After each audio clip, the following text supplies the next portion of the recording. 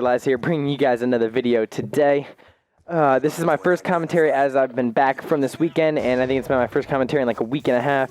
Uploaded a couple Career Enders episodes to get them out to you guys, but I needed to get this commentary out to talk about a couple things that have gone down in the last couple of days. What's funny about this commentary is I literally played for, I think, 3 hours to get a hardpoint game of league play. Like, I sat there and ran through league play games for 3 hours and got 2 hardpoint games, and both of them people left, and then all of a sudden I guess this last one I said it was my last game. It probably wouldn't have been my last game. I just normally say that and then I keep playing, but I said it was my last game and I got a hardpoint, and unfortunately, not unfortunately, but fortunately for myself and you guys, no one decided to leave. So I was happy, and I ended up dropping like 50 something kills or something. I was like, okay, it's good enough. I think everyone will be fine with it. I mean, I don't know what else I could be doing, but oh god, my shot is horrendous. But if you guys didn't know where I have been in the last weekend, I was at UMG Atlanta. If you guys didn't know what that is and don't know what UMG is kind of like a smaller MLG, and it was a bigger event in Atlanta, Georgia, and I drove up there. It was like a 6-hour drive. It wasn't even bad. I slept for a couple hours of it. So like I woke up, listened to music, sat on Twitter, and the drive went by pretty fast. So we ended up getting there, and we didn't play till Saturday because they do like a 2v2 tournament and a free-for-all tournament Friday. I did play the 2v2. I didn't play the free-for-all. I ended up losing the 2v2 to Folsom and Sham. They ended up going like really far in the 2v2 and I think getting like third or fourth. I forget which they got. And we ended up actually playing their team in the 4v4 as well. But I'm going to go into that in a little bit. And I think Parasite and Criminal, or Crim6, how you guys know him by, won the 2v2. I don't remember who came in second. I think it was... Actually, I have no idea. I couldn't even say... Oh, it was Ricky and Embos, the people who everyone thought was going to win it. But unfortunately, Parasite and Crim, I guess, just played a little bit better. I think it might have went to last map. I'm not 100% sure because I didn't get to watch the finals, but I do know the teams that were in it. But when Saturday came, we played the 4v4. For the 4v4, my team was my original team, SoaR. If you guys don't know who that is and haven't watched my past videos, I'm just going to refresh you guys. The team is myself, Method, Stainville, and Heist. We ended up playing really well in the 4v4, a lot better than anybody expected, and I'm really proud of my team, and I couldn't be happier with our performance. Obviously, we could have placed higher, and I do think we actually could have. So I'm hoping at the next event we are going to place better than what we did. I mean, we placed actually really good, so I'm not saying that as in like we placed bad. I really think we should be placing better, but more as like I know we can do better, and I know we will. So if you guys didn't know, we placed 4th at UMG Atlanta. The top 4 teams were Complexity, TK, which is Team Caliber, formerly known as VVV, which is Theory's team, and then Epsilon, and then us. We ended up losing to Epsilon 3-1 to get knocked out of the tournament. The last map was by 13 points. It was so close.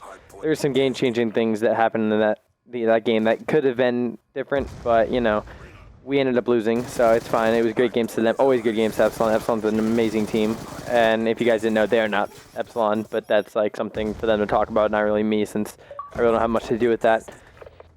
But we ended up losing that, and I really am proud of my team. I'm not sure if Methods or Stain got a video out talking about UMG, but if they did, make sure that you guys go check that out. Their Twitters are in my description, so you can check out their Twitters, and their YouTubes are going to be there as well, so you guys can find that. But there's not really much else to talk about UMG, except for that it was a great event. Jeff ran it great, and I've always heard he's run the events great, so I didn't expect less from it, and it was a really fun event. So if the next time there's a UMG and you guys think you can make it out, go. Trust me, it's worth it. Great event, and I really think you guys would enjoy it if you're into competitive gaming and everything. Just the whole any event has, like any bigger event like a UMG or an MLG, or even something like a little bit smaller. Just take the time to go if you're into competitive game or you're on a team.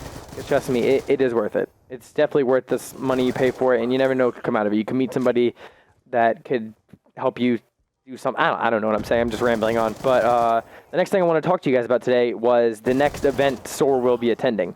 If you guys did not know, MLG is hosting a 8-team invite-only tournament. The invites went out by 4 of them from Anaheim and COD Champs placings, like performance-wise, and then the other 4 invites went out by Pro Points. And the pro point system is really flawed in my opinion, but I really don't want to go too into that I think I might have talked about it in a different video, but I really kind of understand it now, and it's still more flawed than I could even imagine. Like, it's a little frustrating to even think about it, but the teams that were invited were Complexity, Envy, let me try to think, Impact, which is Killa's team, and they are playing with BL Fire now that Parasite left them. So that's 3 teams. Then they have Unite, TK, and FaZe. My team, if you guys did not know, kind of want to just announce that like that, we have been invited to PAX, so we will be in, I think it's Seattle, I'm not 100% sure. I'm booking my flight today, and we will be there.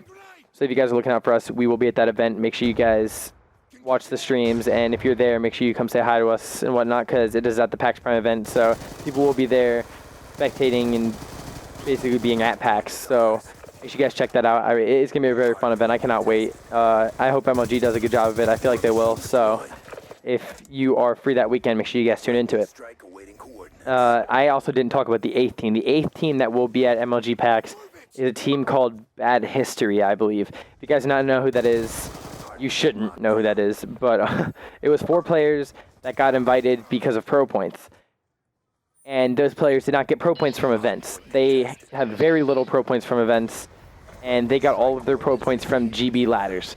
If you guys didn't know, you could get pro points from being on like the top 3 teams on GB, I think it was. Either your top 3 or top 5. And the players with the most points would be invited to PAX, obviously, because they'd be top 4 or top 8 in the pro point leaderboard. But those players all joined it, like the number one, let's just say the number 1 team on 4 different ladders. They all joined the number one team on 4 different ladders, played 1 match, and they got 1,500 pro points each ladder. So technically, all he had to do, let's just say if you guys, I'll just name one of the players, Renegade Drizzy. He played 1 match on the team ladder, got 1,500 pro points because he joined the number 1 team. Because there's no way he got a number 1 team in a weekend. That's just not possible, or else I would have done it myself. But he joined the team and played 1 match, and he did that on multiple ladders, so they would have enough pro points to go. And then unfortunately, I guess 2 of their teammates couldn't go, or were being weird about it and weren't sure if they were going. So they ended up picking Ito and Fizzerpup. So it's Renegade Drizzy, Fizzerp, Ito, and this kid named Threat. Threat, I have no idea who he is. The only reason I know Renegade Drizzy is because I used to hear about him in Modern Warfare 3 and stuff, and I follow him on Twitter and stuff. But I know he hasn't placed that well at the last 2 MLG events, and I don't know. I've been frustrated about it. You've heard me rant about it on Twitter in the ESN show. I'm not trying to bash on them for it, because obviously it's not their fault, but it's just frustrating to know that they took a spot from a team that could possibly deserve it, or should deserve it, because they placed well at the last MLG event. But that's basically all I had to talk to you guys about PAX and UMG. I really do hope you guys enjoyed this video. If you did, please drop a like, comments, make sure you're subscribed to my channel if you're not already. I'm really building up subs. I think I'm at 5.5K now, getting close to 6K, and I really do thank you guys for all the support you guys give me.